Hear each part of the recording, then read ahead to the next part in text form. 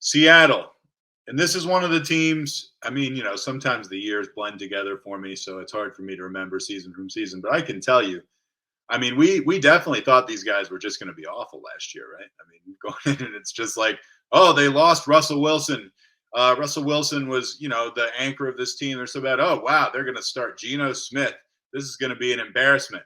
Who would have thought Russell Wilson was going to go and become one of the worst quarterbacks in the NFL, and Geno Smith was going to be pretty damn good. And all of a sudden, the Seahawks, this is another one I was wrong on, but I was in good company. I think just about everybody was. But all of a sudden, the Seahawks are kind of an interesting team to talk about. So go ahead, Wolf, talk about them. They're very interesting. I know, truth, that there might not have been a bigger shocker in the NFL than the Seahawks versus the Broncos last year. Now that all their fortunes were pretty much exactly reversed, they made the playoffs with Geno Smith. One of the best comeback stories I think you could ask for. I really loved just seeing that. It's fun to root for something like that. And they've gone all in on him, at least for the next year or two, by loading up. I think this offense will only continue to ascend, assuming it's not a one-year wonder for Geno, which is obviously a big leap to take. But he looked really solid last year. Good play designs for him. So we'll talk about him in a second. But just overall team-wise, for Pete Carroll, they typically have been about 53 to 47%, pass to run. One of the more run-heavy teams in the league under Pete Carroll. The last few years, they've been steadily below league average in terms of plays run, but I expect they go and draft JSN, my favorite wide receiver in this class, one of the most dominant, deadliest slot receivers to come into the league, and you mix him with Tyler Lockett and DK Metcalf. Right away, I think that's the best trio in the entire league right now. And so you make a move like that, I do think we can expect a little bit of a philosophy change under Pete Carroll, where, as you can see, I have them bumping up the passes more than they ever did in the last 4 years, to a 56% pass, a 44% rush, and they pick the pace up a little bit. They end up being right around league average. I have a -6. Given the years past, they've been -100 and then -40 in terms of plays run. I do think they pick the pace up just a little bit with a little bit more passing game volume is how I see the team level kind of shaking out. And then we look at Geno Smith, last year's, again, comeback story of the year. And I have him taking yet another step forward. It's kind of hard not to when you mix in another weapon like this, a second year as a starter, to get even more comfortable. The only risk would be teams figure him out, or it was a one-year wonder. But assuming it's not, I don't think it was, just based on how he looked, I think he takes yet another step forward after going 4,230 touchdowns. I think he bumps that up to about 4,500, 34-plus touchdowns.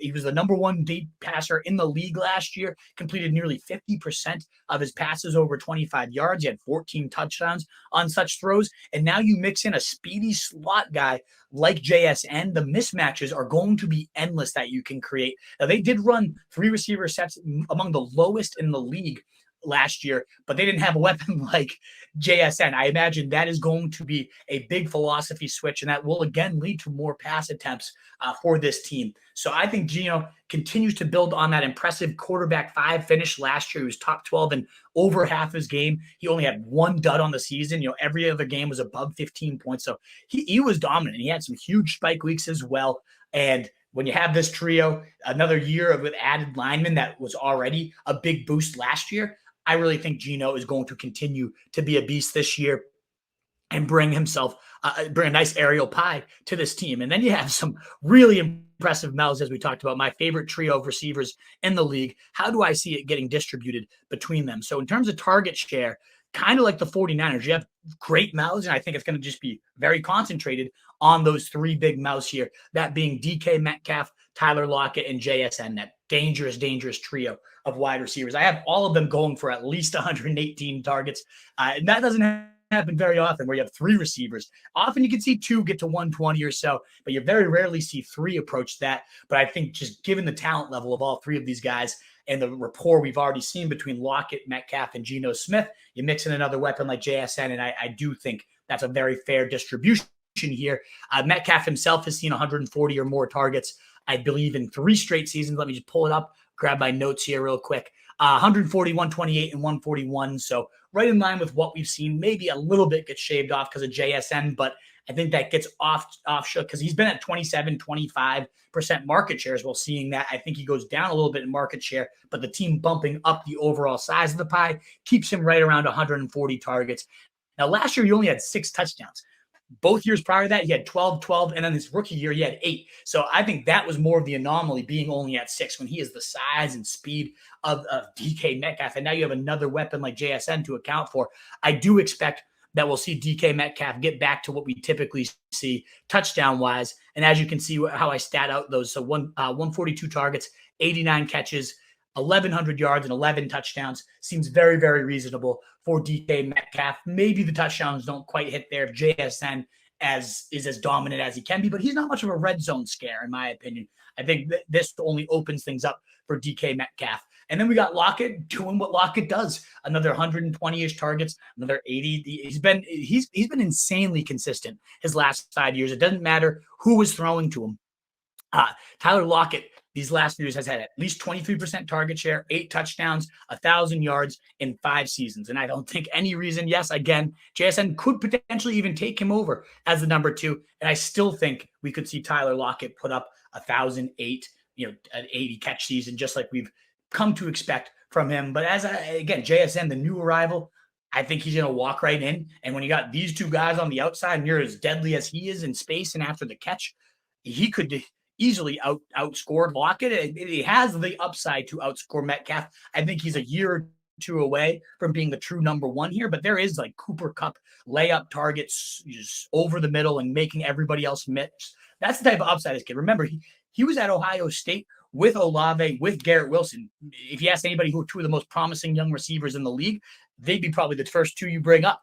He outperformed them by a mile when they was on the field all together. He was the best receiver there. So that's all you really need to know, that yes, Metcalf and Lockett are insane elite target hogs themselves, but JSN has already played alongside 2 elite great target hogs, and he was the best one there. So it's not without the realm of possibility that he outscores at least Lockett this season as well. He does go around earlier than Lockett, and so I go with the guy myself right now that I've seen do it before. I go Lockett ahead of him. I certainly go DK, who's going round 3 or so around the Deebo Samuel range. I go those guys above JSN, and I haven't actually got a lot of, as much as I've just raved about him, I haven't got a ton of him, given that he goes more expensive than Lockett, a full round higher than him, and some of the talent there around him, Joe Mixon, and there's just really good players that I can't sink myself into JSN quite yet. He has had injury concerns. He is a bit smaller, so I'd rather see it for a year than buy him at his current redraft price, but I still love the player. Behind these 3, though, there really isn't much. I have Noah Fant seeing 65 targets, Will Dissly seeing about 30, and those guys scoring a couple touchdowns, but nothing you'll ever count on in fantasy. The running back picture, I do have Zach Charbonnet, very good pass protector, something they've already cited as a big reason they drafted him. I think he takes over as the immediate 3rd down back and gets himself, 40 to 50 targets, very efficient as a receiver in college. So I can see him hauling in a couple receiving touchdowns, 241 yards. I do think, and we'll get to the ground game now, Kenneth Walker remains the lead back, but I also think he might be among the most overdrafted players in fantasy, going, mid round 4, sometimes even early round 4 right now.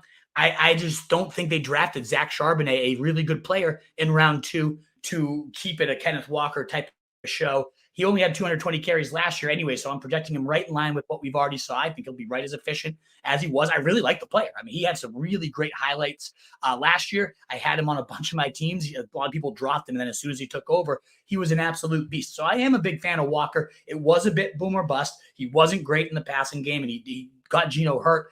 Not hurt, but he got him hit pretty hard as a pretty bad pass protector last year. So I do think losing that receiving work and this being a split, and Carroll already coming out saying it could be a hot hand thing where if Charbonnet's getting hot any given game, we could just flip it and go to him. And Walker did as many big plays as he had. He was towards the top in the league and runs for 0 to negative yards because he often got hit at the line and tried to do a little bit too much. So we'll see if he does that again. So he ends up being one of the more overvalued players, in my opinions. And that's still, almost 1,000 yards and 9 TDs on the ground. It's just, that's not necessarily worth a early round 4 pick, in my opinion. And I think that just about covers it. Charbonnet, 640 and 5 on the ground in addition to the receiving work. He does have that kind of ultimate handcuff with benefit upside. So I do like him. I typically go Antonio Gibson in the same price range, who I projected a little bit higher. He doesn't need as much to happen for him to reach his true ceiling. But if Walker did get hurt, Charbonnet could just absolutely explode as the featured back within an offense that I think will be in the top half, certainly the top half, probably the top 8 in total points. I really, really just like pretty much everybody as the receiver here. And then the running game, I'd like going more to Charbonnet at the cheaper price tag with a handcuff with benefit type of upside. All right, so a couple things. First of all, and I feel like I'm being negative on some of these things because I think you're so enthusiastic about some of these guys and shoot for the moon on a lot of these.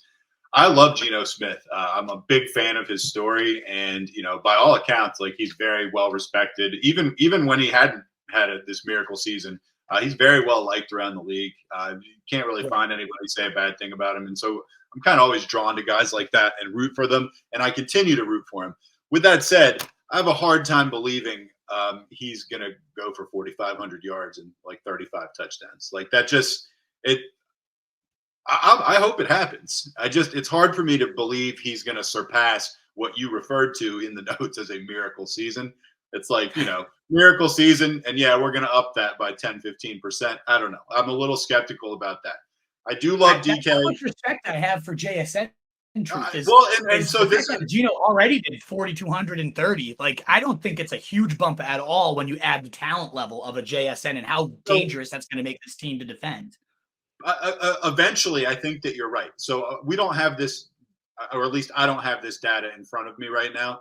But how many rookies can you remember in, say, the last 30 years going off right out of the cannon the way that you're kind of anticipating this guy going? We're talking 80, 90 catches, well over 1,000 yards, and you got him pegged in for 7 touchdowns. How many rookies have done that? Randy Moss, yeah, I can remember that. Maybe a little before your time when he came in with the Vikings, but he was balls out from the second he came into the league. What other rookies have done that? I'm sure there's some I'm not remembering. Odell, Mike Evans. Lately, Drake London last year had almost 1,000, and he wasn't even that good last year.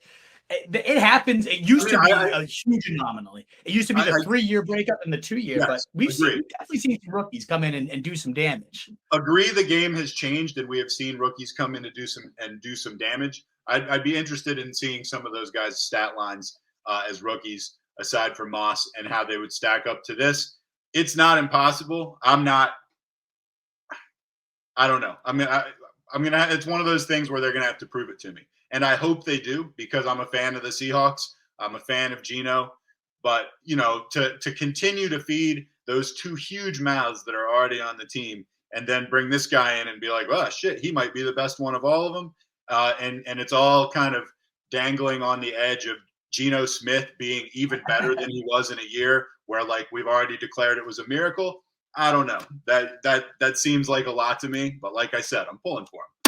What is up, you fantasy wolf? Thanks so much for tuning in. If you haven't already, share your thoughts in the comments, check out some more videos, and join the newest Wolfpack by subscribing below.